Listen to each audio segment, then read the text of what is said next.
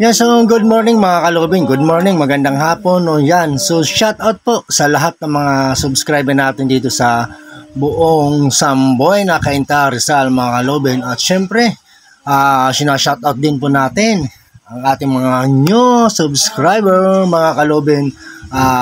Mentionin natin kung saan sila nakapag-subscribe sa SM mga kalubing. So shout out po sa inyong lahat at sana patuloy kayong sumuporta sa ating munting YouTube channel. Yan, so sa araw nito mga kalubin ay maghahanap tayo ng mga pedicurista o manicurista na pagbibigyan natin ng ating munting regalo para sa inyo mga kalubin. Yan, so let's go mga kalubin. Tayo ay maghahanap mga kalubin. Actually nakapag-iscap na tayo mga kalubin. Ang gagawin na lang natin ay magde-distribute na lang tayo. So tara mga kalubin, tara. Ayan, so mga kalubin, start na tayo ng bigay. Yan, ang ating munting regalo para sa kanila mga kalubin. Yan, meron tayong isa.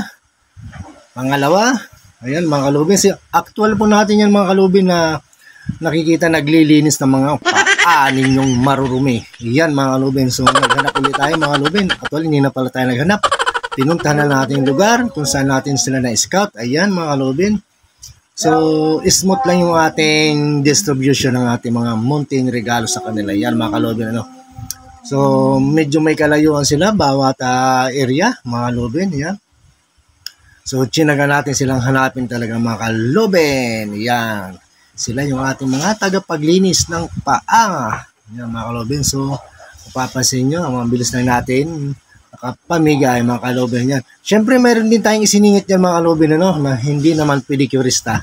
Yan, kagaya binigyan natin ng isang container at siyempre para hindi mahirapan, binigyan din natin ng trolley mga kalubin. At mayroon pa, binigyan din natin ng plantsahan yan mga kalubin. So mayroon pa uli mga kalubin. So mayroon pa tayong magbibigyan dyan mga kalubin.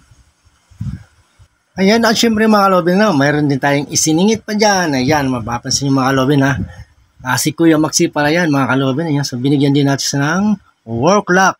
At siyempre, mahilig magkape. Ayan, so binigyan din natin siya ng munting regalo na kettle. Anong tawag dyan? Kettle ba yung tawag? Yung parang initan ng tubig mga kalubin yan. So, isa yan mga kalubin sa isiningit natin mga kalubin. So, yan. So, thank you po sa lahat ng mga subscriber mga kalubin. Bye-bye po.